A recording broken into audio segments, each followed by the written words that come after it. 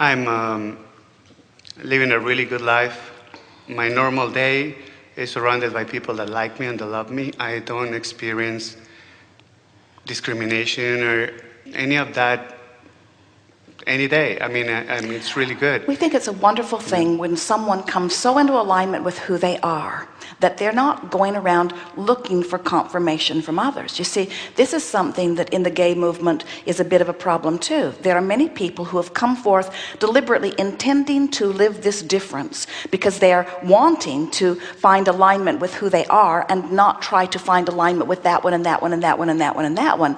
But then it has sort of backfired for them in the sense that large segments of the population are in disagreement with what they believe is their choice of sexuality, and so they are pushed against, and then these people push back.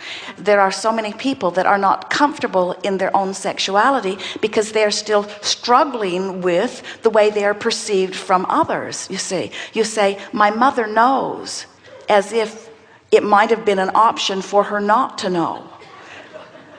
Or I don't talk about it at work. I'm not sure that person could handle it. I don't want that person to know because I don't know what that person's response would be. And we say, we want you to be who you are and align with who you are. And who you are is much more than a gay man. You are source energy in physical form. You are a lover to the very core of your being. You're one who loves. You're one who uplifts. There is so much more to you than your sexuality. Don't let the sexuality be the big red flag. Don't feel like you have to wave it around or hide it. Just be who you are and trust that law of attraction will bring to you those who can interact with you in whatever way that you are. Jerry and Esther had the most interesting experience a few years ago.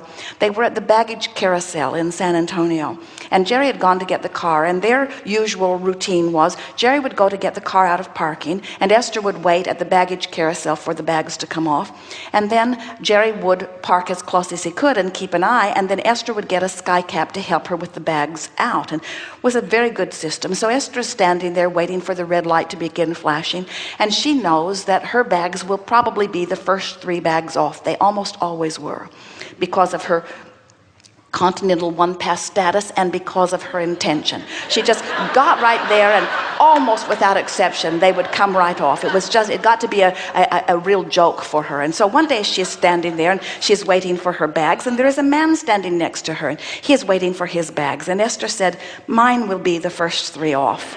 And he said, no, mine will be the first 3 off. And Esther said, oh, but you don't understand, mine are always the first 3 off. And he said, no, mine are always the first 3 off. And Esther said, well, we'll see.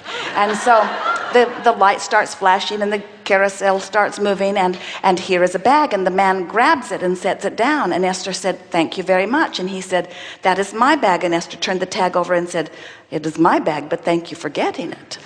And another bag came off, and the man grabbed it and set it down, and Esther said, thank you again. And he said, don't tell me that's your bag. And it was Esther's bag again. Esther's were the first 3 bags off. His were the second 3 bags off, and the bags were identical. Their luggage was exactly the same luggage.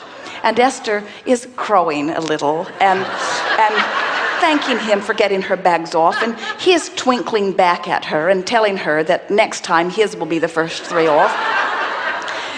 And then Jerry is waiting, and the sky cap helped Esther, and as Esther got into the car, Jerry said, do you know who that man was? And Esther said, no. And Jerry said, he's the television evangelist. In fact, he's the one new in the news all over the place now. And Jerry said, it was fun watching you play together, because if either one of you knew who the other one was,